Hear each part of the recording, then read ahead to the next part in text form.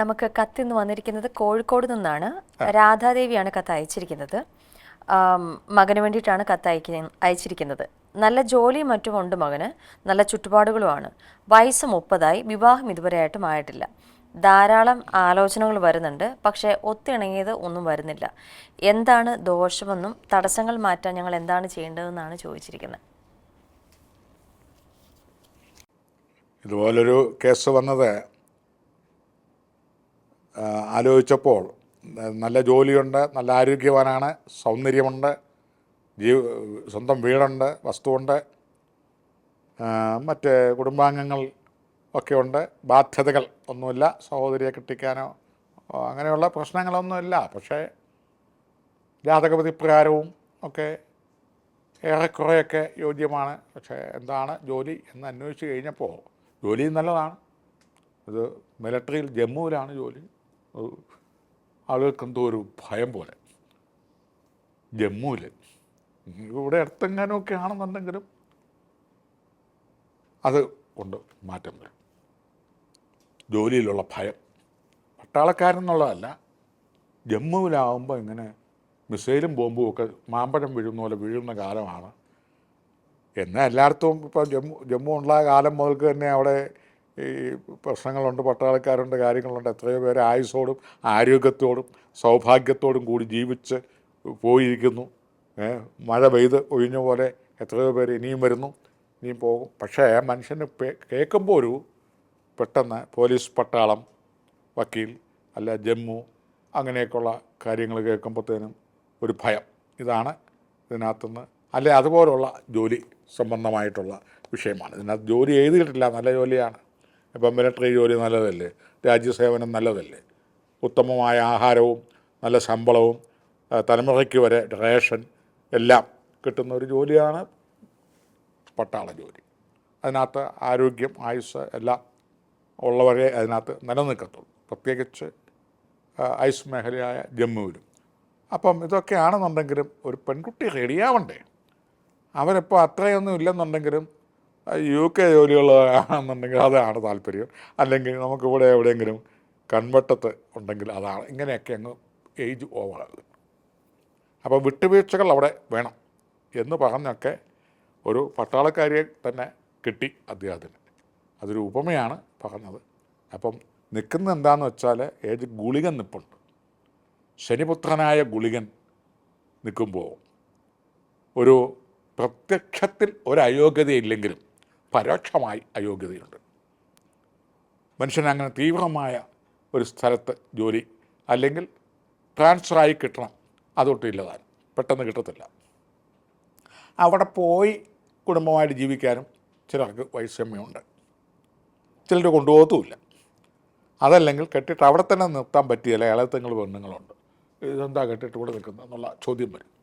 അതും വരില്ല. അങ്ങനെ വരുമ്പോൾ അങ്ങ് ഉപേക്ഷിക്കുക, അത്ര തന്നെ. പിന്നെ വേറെ ആലോചന ഉണ്ടോ എന്നുള്ളതാണ് അടുത്ത.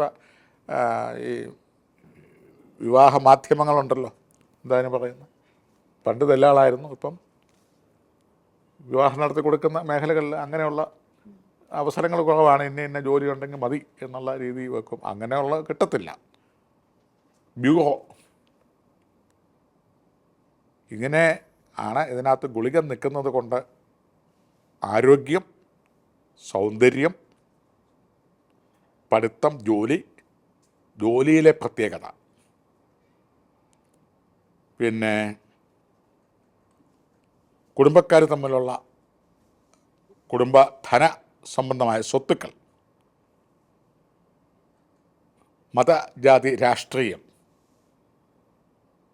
ഇങ്ങനെയുള്ളതൊക്കെ എടുത്തു പറയാവുന്നൊരു കാര്യമാണ് ഇന്നത്തെ കാലത്ത്.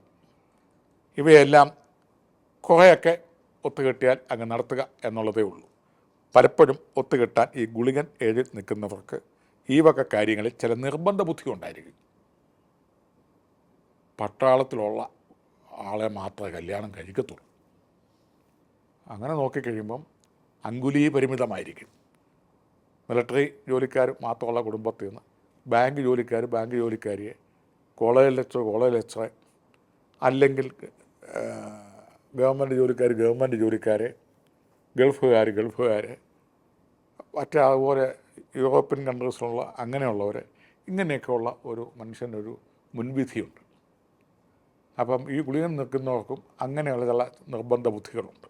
പട്ടാള കുടുംബങ്ങളോ ആർമി എയർഫോഴ്സ് ഇങ്ങനെ അത് ആർമി തന്നെ വേണം, അല്ലെങ്കിൽ എയർഫോഴ്സ് തന്നെ വേണം, അല്ലെങ്കിൽ നേവൽ തന്നെ വേണം, അല്ലെങ്കിൽ ക്രൈം ബ്രാഞ്ച് തന്നെ വേണം, അല്ലെങ്കിൽ കലക്ടർ തന്നെ വേണം. ഇങ്ങനെ നൂറുകണക്കിന് ആശയങ്ങൾ അത് മുറുകെ പിടിച്ച് നിൽക്കുന്നതുണ്ട്. കുറേയൊക്കെ അതിനകത്ത് കാര്യങ്ങളുണ്ടായിരിക്കാം. പക്ഷേ വിവാഹം നടക്കണമെങ്കിൽ വിട്ടുവീഴ്ചകളും ഏഴിൽ ഗുളികനുള്ള സെലക്ട് ചെയ്ത് നോക്കുകയാണെങ്കിൽ അങ്ങനെ കിട്ടിയിട്ട് വിട്ടുവീഴ്ചകൾ ചെയ്യുന്ന പക്ഷം നടക്കും. അല്ലെങ്കിൽ 7 ഗുളികനുള്ള പ്രതിവിധികൾ, താന്ത്രിക പ്രതിവിധികൾ, ഗരുഡ പഞ്ചാക്ഷരി, ബ്രഹ്മാവശ്യം, പിന്നെ ഇത് രണ്ടുമാണ് പ്രധാനമായിട്ട് നിൽക്കുന്നത്.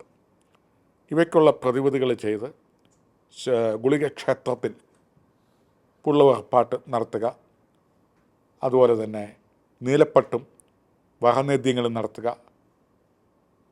സർപ്പക്ഷേത്രത്തിൽ സ്വയംവര പുഷ്പാർച്ചനകൾ നടത്തുക, സർപ്പബലി ചെയ്യുക. അപ്പം സർപ്പവും ഗുളികനുമൊക്കെ സംപ്രീതരായി ഒരു 190% ഏതെങ്കിലുമൊക്കെ ഇണങ്ങുന്ന രീതിയിലുള്ള വിവാഹബന്ധങ്ങൾ വരും.